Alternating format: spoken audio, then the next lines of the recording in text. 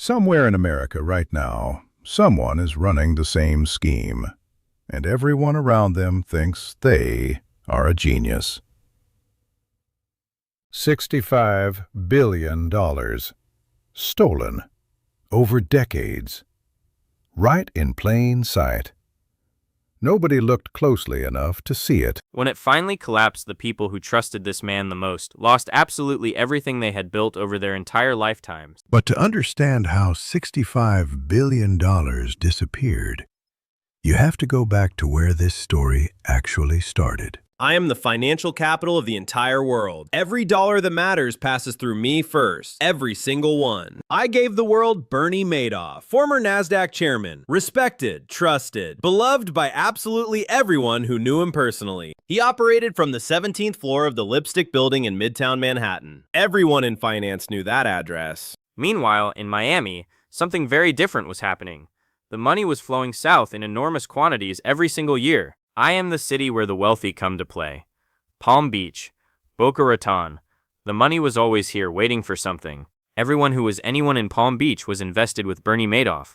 It was a status symbol just to get in. My SEC regulators received detailed warnings about Madoff starting in 1999. They investigated him 5 separate times. 5 times total. Harry Markopolos handed the SEC a 20-page report in 2000. Proving Madoff was a fraud. They ignored him completely and entirely. I want to point something out.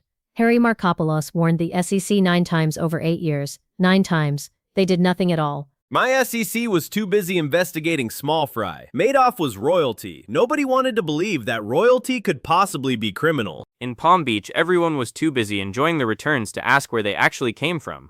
Nobody wanted to know at all. Madoff did not find his own investors. He used feeder funds, middlemen who collected money and handed it directly to him. Jeffrey Pickauer alone funneled billions into Madoff and withdrew over $7 billion before the collapse. $7 billion withdrawn. Pickauer was one of my residents. Palm Beach, right here.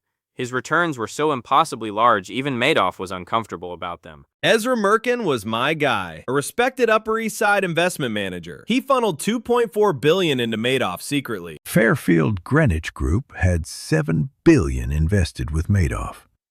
They collected $500 million in fees for doing absolutely nothing real. Their job was to do due diligence on Madoff before handing over client money. They did not do their job. Not once ever. Madoff kept actual investment records on a separate floor. Nobody from the legitimate front office ever went there. Ever at all. Frank DiPascali was Madoff's right-hand man.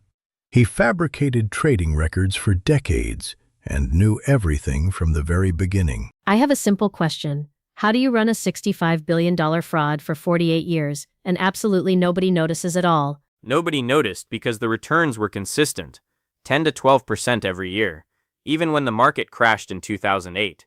Even then, nobody noticed because Bernie was charming, connected, generous with charities, and deeply embedded in the right social circles always. Elie Wiesel's foundation lost $15.2 million. Nobel Peace Prize winner, Holocaust survivor, lost everything to Bernie Madoff. Hadassah lost $40 million. Jewish charities across Palm Beach and Miami lost hundreds of millions. Their own community specifically targeted. Miami, let us be very clear. The fraud originated from me, yes, but your Palm Beach investors fed it for decades, completely willingly. New York, you had the SEC, you had the regulators, you had every single tool to stop this, and you did absolutely nothing whatsoever. My SEC was under-resourced, under-trained, and frankly intimidated by Madoff's reputation. I am not proud of that, not at all. And my Palm Beach investors were not stupid New York. They were blinded by exclusivity. Getting into Madoff was like winning a trophy. Exclusivity? Miami, your investors were getting 12% returns during the 2008 financial crisis. Nobody asked one single question. Nobody. That is a fair point, New York. 12% during a crash should have been impossible.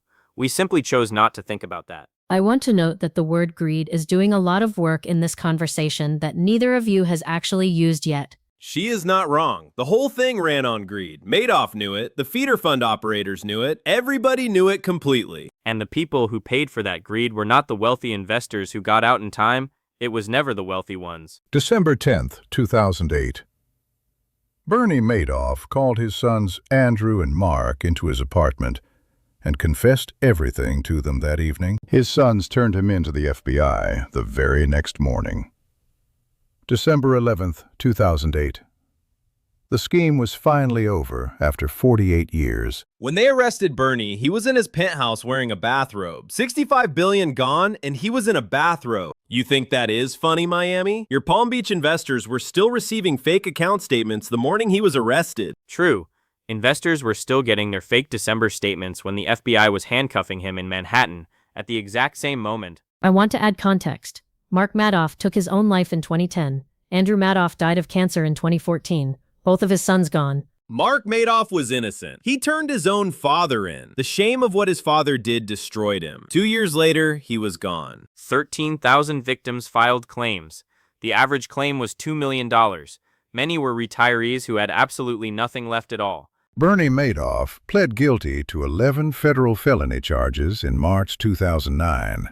He was sentenced to 150 years in prison. 150 years. He died in prison in 2021 at 82 years old. He served 12 years. Just 12 years total. Jeffrey Pickauer withdrew $7 billion, the largest individual recovery in FBI history, and died before facing any criminal charges whatsoever. Ezra Merkin paid $2.4 billion in settlements, but faced no criminal prosecution. His art collection was sold to pay victims back. Fairfield Greenwich Group paid $1 billion settlement. Not one executive was ever criminally prosecuted. Not one. Not a single one. Irving Picard, the trustee, has recovered over $14 billion for victims so far. Still ongoing in 2024. Still going right now today. Miami, I want to ask you directly. Why did Palm Beach society protect Madoff even after warning signs appeared absolutely everywhere around them? Because Palm Beach does not report its own. The social contract in those circles is silence. Always has been and always will be.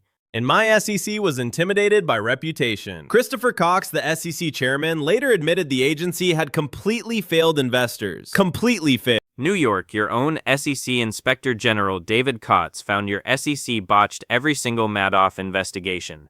Every single one without exception. 477 pages. My own Inspector General spent 477 pages documenting our failures. I know completely. So we agree, your regulators failed. My social circles protected him. Between the two of us, we let this run for 48 years. What neither of you has said is that Madoff specifically targeted his own Jewish community, the people who trusted him most personally and completely. That is the part I carry the heaviest. He used community trust as his primary weapon. My community. Our charitable institutions destroyed specifically. Palm Beach Jewish philanthropies lost hundreds of millions. The Pickauer Foundation closed. The JEHT Foundation closed. Community infrastructure gone forever. Now we return to the question from the very beginning. How does $65 billion in fraud run for 48 years and nobody stops it? The answer is social trust, regulatory capture, elite silence, and the oldest con in history, telling people exactly what they want to hear. And my answer is the same. We wanted to believe. The returns were too good to question, and questioning felt like social suicide down here. The Madoff scheme was the largest financial fraud in United States history. Courts worldwide are still unwinding it in 2024 right now today. I learned from this. My SEC was completely reformed after 2008. New whistleblower programs, new enforcement structures, real consequences for failure. And I will say this, Palm Beach is different now too. The age of taking investment advice at a charity dinner is largely over down here. I want to leave you with something. Bernie Madoff is gone, but the conditions that created Bernie Madoff are very much still here today. SEC currently has over 25,000 registered investment advisors to oversee. They have fewer than 500 examiners total. Harry Markopolos, who warned the SEC 9 times, received the SEC Whistleblower Award in 2010. Better late than never. Barely. Harry Markopolos was right about everything and ignored for 9 years. He deserved that award 9 years earlier than he got it completely. I have been standing in this harbor since 1886. I have watched this country build extraordinary things and let extraordinary thieves walk right through the front door. The question I leave you with tonight is simple. Who is walking through your door right now?